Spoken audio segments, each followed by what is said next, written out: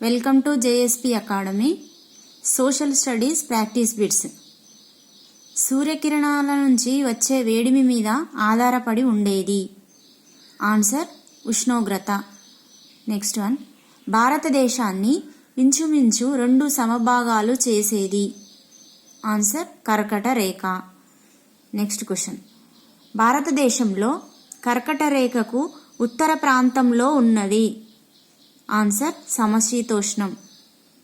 Next one, బాగా పచ్చదనం చెట్లు ఉండే ప్రాంతాలు సూర్యరశ్మిని డాష్ బాగా గ్రహిస్తాయి. నెక్స్ట్ క్వశ్చన్, నిదానంగా వేడెక్కి నిదానంగా చల్లబడేది. ఆన్సర్ నీరు.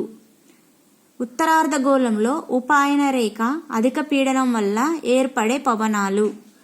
ఆన్సర్ శాశ్వత పవనాలు. నెక్స్ట్ క్వశ్చన్, ట్రేడ్ అన్న జర్మన్ పదానికి అర్థం. Answer track. నెక్స్ట్ క్వశ్చన్, భారతదేశ శీతోష్ణ స్థితిని ప్రభావితం చేసేవి.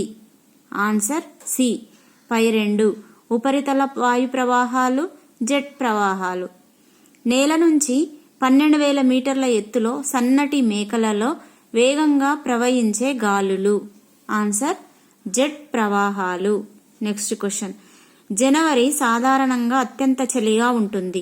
దేశంలో పలు ప్రాంతాలలో పగటి ఉష్ణోగ్రత ఎంతకంటే తక్కువ ఉంటుంది. Answer 10 degrees centigrade. Next one, మధ్యధరా సముద్రం నుంచి వచ్చే తుఫాను వాయుగుండాలు. ఆన్సర్ పశ్చిమ విక్షోభాలు. నెక్స్ట్ వన్, తమిళనాడులోని కోరమండల్ తీర ప్రాంతంలో ఈ పవనాల వల్ల వర్షం కురుస్తుంది. ఆన్సర్ ఈశాన్య గాలులు. నెక్స్ట్ వన్, వేసవి కాలంలో దేశ దక్షిణ ప్రాంతం నుంచి ఉత్తర ప్రాంతం వైపుకు వెళుతుంటే సగటు ఉష్ణోగ్రతలు డాష్. ఆన్సర్ పెరుగుతాయి. నెక్స్ట్ వన్, వేసవి కాలంలో ఉత్తరాది మైదానాలలో పొడిగా వేడిగా ఉండే స్థానిక పవనాలు వీయగా వాటిని ఈ విధంగా పిలుస్తారు. ఆన్సర్ లూ పవనాలు. నెక్స్ట్ వన్, వేసవి ముగిసే సమయంలో భారతదేశ ద్వీపకల్ప ప్రాంతంలో కురిసే తొలకరి జల్లులను తెలంగాణ మరియు ఆంధ్రప్రదేశ్లో స్థానికంగా ఈ విధంగా పిలుస్తారు. ఆన్సర్ మామిడి జల్లులు. భారతదేశంలో కాలానుగుణంగా గాలుల దిశ మారడాన్ని గుర్తించిన వారు. ఆన్సర్ అరబ్ వర్తకులు. నెక్స్ట్ వన్, ద్వీపకల్ప పీఠభూమిలో ఎన్ని కిలోమీటర్ల ఎత్తులో అల్పపీడన ప్రాంతం ఏర్పడుతుంది. ఆన్సర్ 9 కిలోమీటర్లు. నెక్స్ట్ వన్, బంగాళాఖాతం శాఖ బెంగాల్ తీరంతో పాటు ఈ తీర ప్రాంతాన్ని తాకుతుంది. ఆన్సర్ షిల్లాంగ్ పీఠభూమి దక్షిణ ముఖం.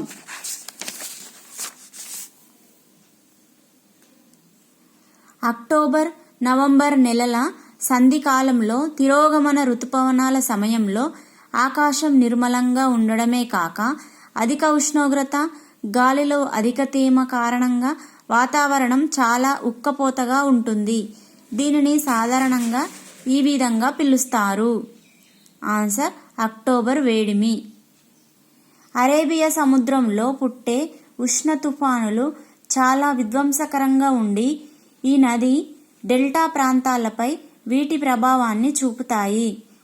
ఆన్సర్ పైవన్నీ గోదావరి, కృష్ణ, కావేరి. వసంత ఋతువు ఉండే నెలలు. ఆన్సర్ చైత్రం, వైశాఖం. నెక్స్ట్ వన్, మార్గశిరం, పుష్యం మాసాలు ఉండే ఋతువు. ఆన్సర్ హేమంతం. గ్రీష్మం ఋతువు ఈ ఇంగ్లీష్ నెలల్లో ఉంటుంది. ఆన్సర్ మే, జూన్. నెక్స్ట్ వన్, జనవరి, ఫిబ్రవరి నెలలందు ఉండే ఋతువు. ఆన్సర్ శిశిరం. భూమి నుంచి వాయువులు తప్పించుకోకపోవడానికి గల కారణం. ఆన్సర్ భూమి గురుత్వాకర్షణ శక్తి వల్ల. నెక్స్ట్ వన్, భూమి చుట్టూ ఆవరించి ఉన్న వాయువుల పొర. ఆన్సర్ వాతావరణము. నెక్స్ట్ వన్, మనం పీల్చుకునే వాయువు. Answer oxygen. నెక్స్ట్ వన్, మొక్కలు వినియోగించుకొని మాంసకృతులు తయారు చేయడానికి పనికి వచ్చే వాయువు? ఆన్సర్ నత్రజని. ప్రస్తుతం భూమి వేడెక్కడానికి కారణం? ఆన్సర్ మానవులు. Next question.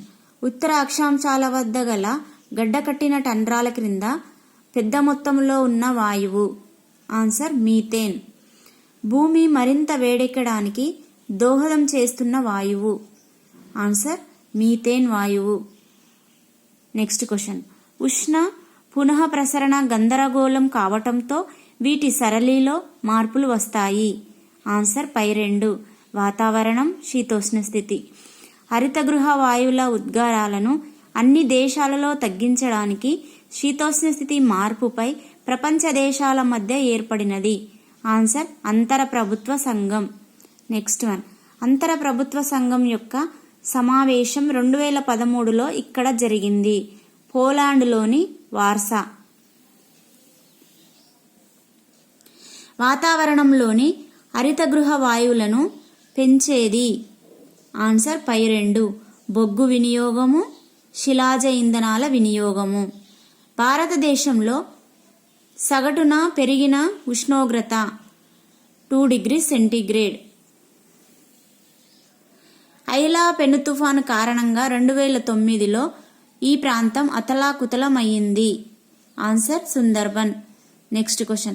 హిమాలయాల్లోని హిమాని నదాలు వేగంగా కరగడం వల్ల దాని ప్రభావం వీరిపై కూడా ఉంటుంది? ఆన్సర్ మంచినీటి చేపలు పట్టేవారు.